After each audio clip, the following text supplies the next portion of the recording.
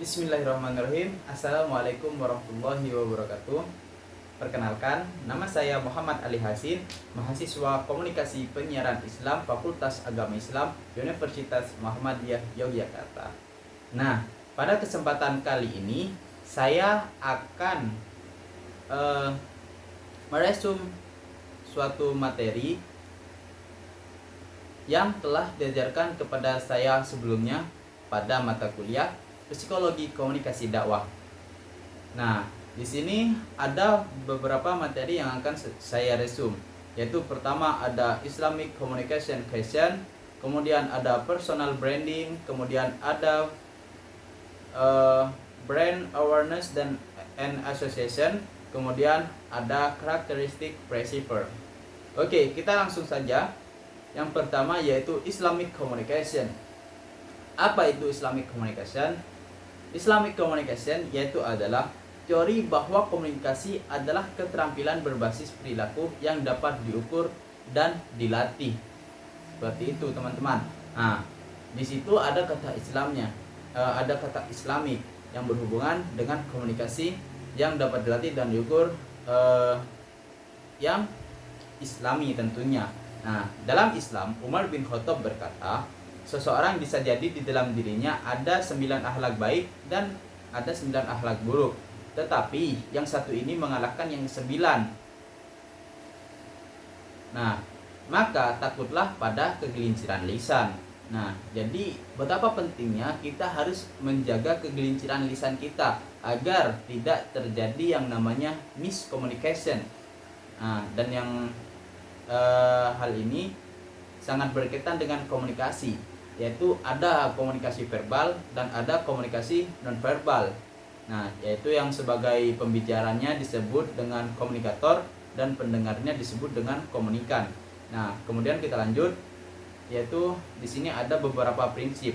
Yang pertama ada prinsip qaulan baligon atau kata-kata efektif. Nah, tujuan dari qaulan baligon sendiri yaitu meminimalisir kesalahpahaman atau meminimalisir miscommunication dalam suatu komunikasi di kehidupan kita sehari-hari. Karena faktanya kita sering salah paham dalam berkomunikasi. Penyebabnya bisa beragam, mulai dari perbedaan latar belakang, nilai pendidikan, budaya, dan pengalaman sampai perbedaan jenis kelamin atau gender. Nah, kita dapat mencontoh Rasulullah SAW dalam berkomunikasi. Aisyah pernah mengatakan bahwa sesungguhnya Rasulullah tidak pernah melontarkan perkataan sebagaimana yang kalian lakukan. Rasulullah selalu berbicara dengan sangat hati-hati agar pendengarnya mempunyai kesempatan dalam memahami keseluruhan topik pembicaraan. Seperti itu. Kemudian prinsip yang selanjutnya ada prinsip qaulan masyuron, kata-kata yang pantas dan mudah untuk dicerna. Nah, dalam Al-Quran sendiri dijelaskan, dan jika kamu berpaling dari mereka untuk memperoleh rahmat dari Tuhanmu yang kamu harapkan, maka katakanlah kepada mereka ucapan yang pantas. Surat Al-Isra ayat 28. Hal ini sangat ditekankan dalam Islam karena ucapan seorang muslim haruslah baik dan layak didengar. Seorang yang cerdas dalam berkomunikasi yaitu orang yang dapat menyesuaikan dengan siapa ia berbicara dan seperti apa bahasa yang ia bicarakan. Nah, maka pentingnya bagi kita untuk selalu memilih kata-kata yang pantas dan mudah dicerna untuk orang lain.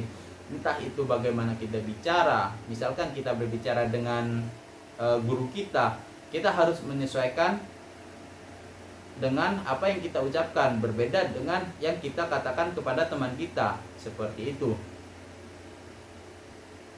Kemudian yang selanjutnya yaitu ada prinsip qaulan layinan, yaitu berbicara dengan lemah lembut. Nah, seorang komunikator yang sukses adalah orang yang memiliki kemampuan untuk mengungkapkan kebenaran dan arahan yang baik dan lemah lembut. Begitu pula sabda Rasulullah SAW, sesungguhnya Allah maha lemah lembut dan menyukai kelemah lembutan dan akan memberikan kepada orang yang lemah lembut banyak hal yang tidak diberikan kepada orang yang kasar. Hadis riwayat Abu Daud, Ahmad, Bukhari, dan Muslim.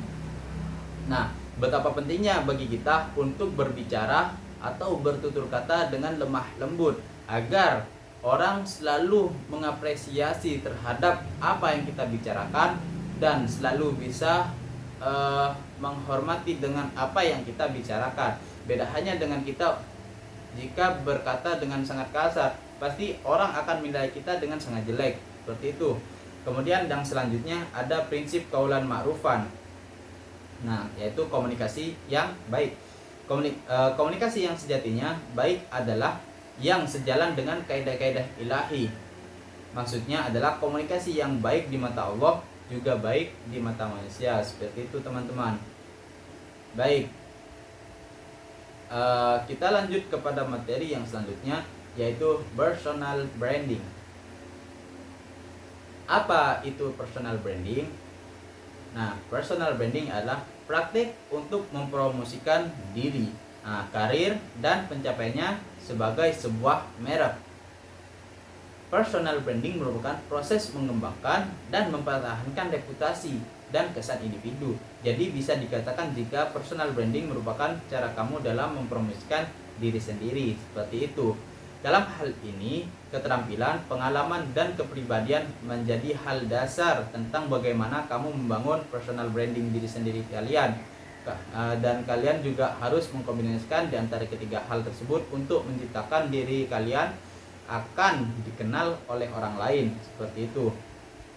Nah, di sini ada beberapa manfaat dari personal branding itu sendiri. Yang pertama yaitu pengembangan kepercayaan. Personal brand menjelaskan mengapa dengan apa seseorang.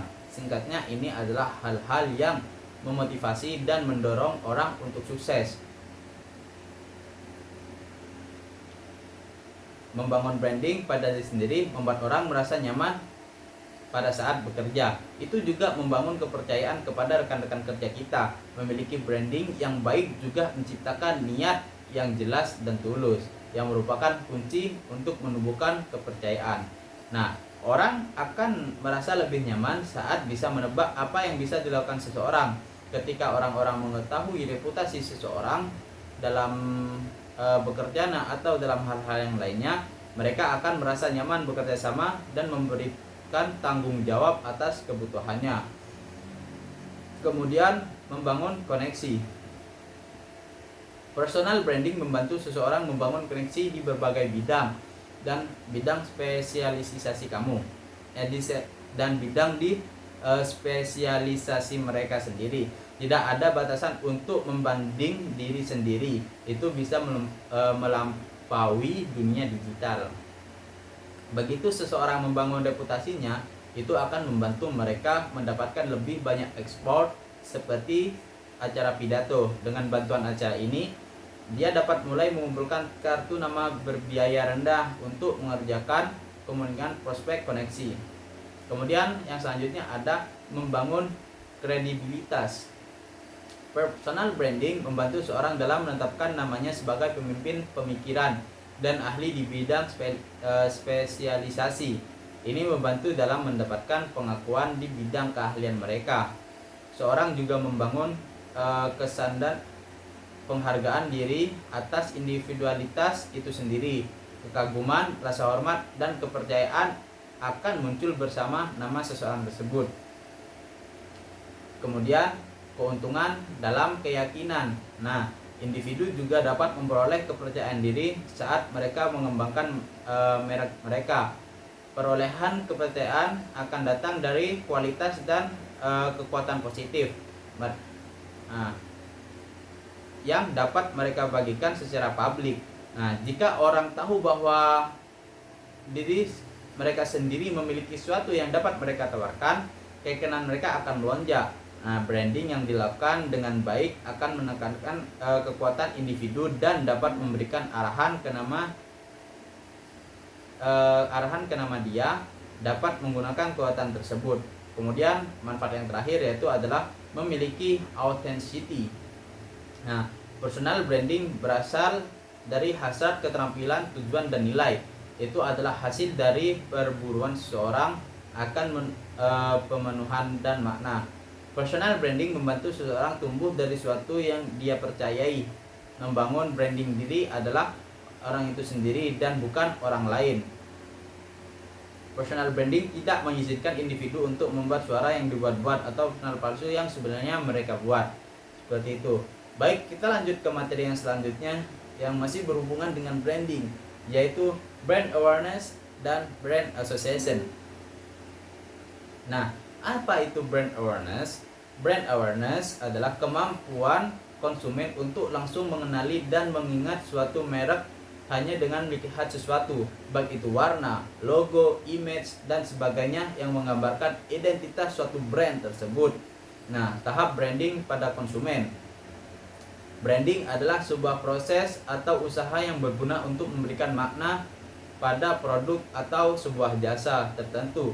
Artinya, selaku pemilik brand, kita perlu menciptakan image yang baik dan kuat ke dalam ingatan masyarakat sekaligus menjadi strategi yang bisa dirancang oleh perusahaan untuk membantu proses identifikasi dengan cepat.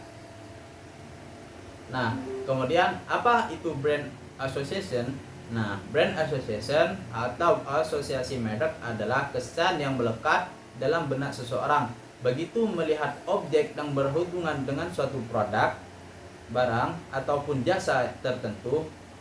Yang dikedepankan di sini adalah merek, sehingga yang memiliki produk yang mendesain merek dan logonya dengan cara semenarik mungkin supaya dapat diingat dengan mudah oleh para konsumen sejak pengalaman interaksi pertama mereka. Nah, di sini ada dampak brand association terhadap bisnis yang akan dialami oleh seorang tersebut, yaitu pertama, respon dari konsumen.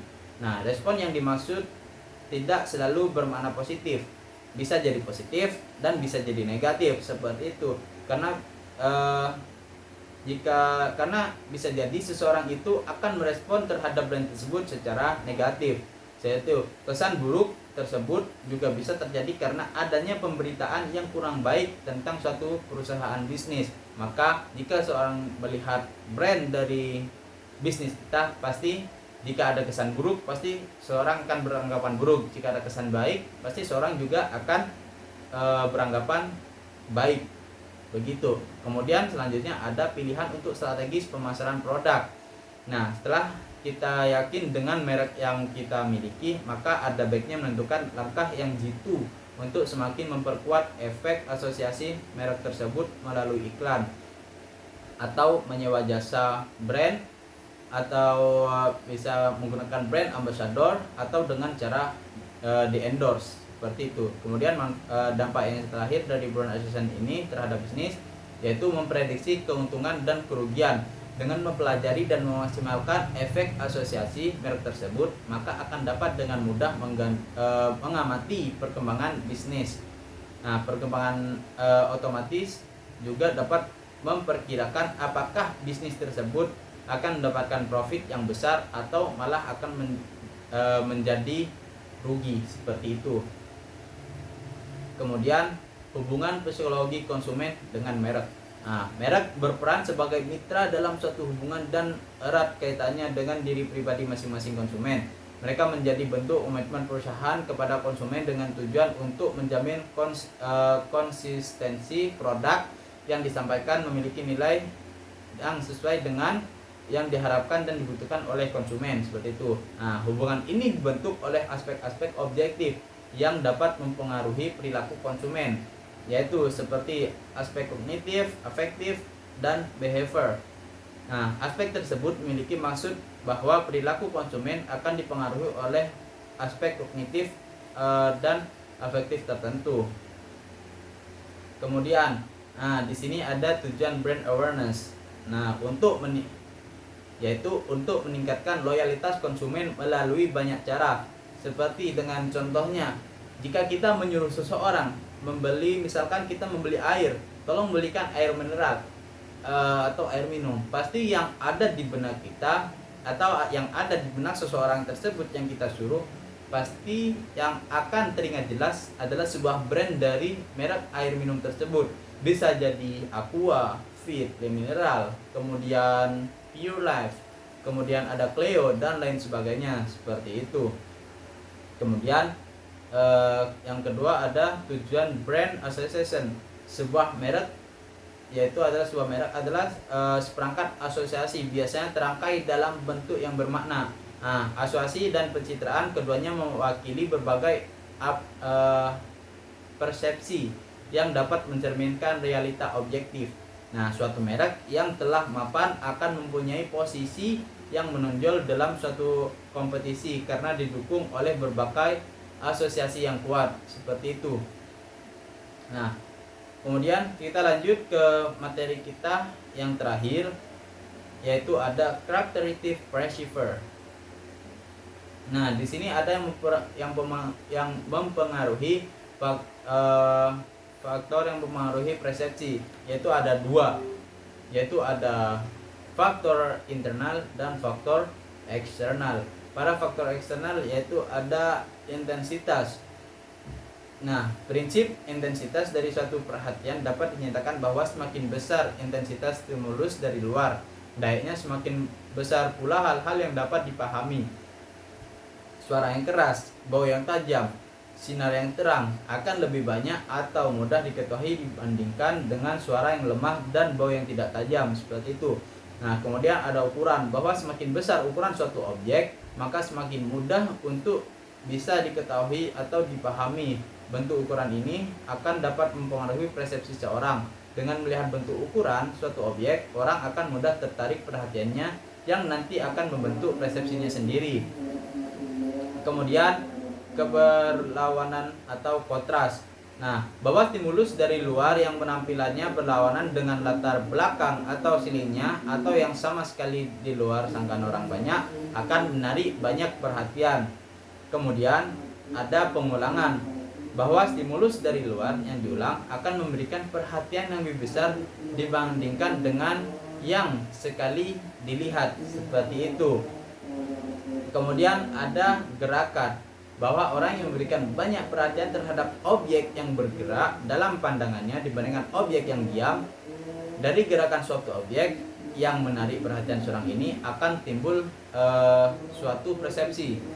Terus kemudian ada baru dan familiar, bahwa baik situasi eksternal yang baru maupun yang sudah dikenal dapat dipengaruhi sebagai penarik perhatian, seperti itu.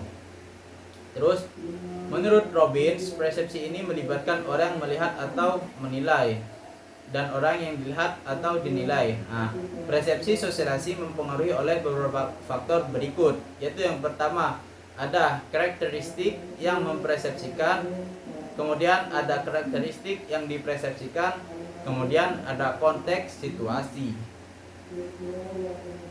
Nah, lanjut, karakteristik perceiver. Faktor-faktor yang mempengaruhi persepsi adalah yaitu pihak persepsi, kemudian ada objek atau target yang dipersepsikan, yaitu terdiri dari latar belakang, kedekatan bunyi dan ukuran. Kemudian konteks dalam persepsi yang dilakukan, yaitu situasi dalam konteks menyangkut waktu, keadaan atau tempat kerja, dan keadaan sosial. Nah, pihak pelaku persepsi, seorang individu memandang pada suatu target dan mencoba menafsirkan apa yang dilihatnya. Kemudian penafsiran itu dipengaruhi oleh karakteristik pribadi dari perilaku persepsi itu sendiri. Nah, di antara karakteristik pribadi yang mempengaruhi persepsi adalah sikap, motif, kepentingan atau minat, pengalaman dan masa lalu dan pengharapan. Oke, teman-teman sekalian, mungkin hanya ini saja yang bisa saya resum dari materi-materi yang sudah diajarkan sebelumnya pada pelajaran psikologi komunikasi dakwah ini. Oke, saya harap untuk kedepannya agar kita semua dapat memahami pelajaran dengan baik, dan mohon maaf jika banyak kesalahan dalam penjelasan saya. Assalamualaikum warahmatullahi wabarakatuh.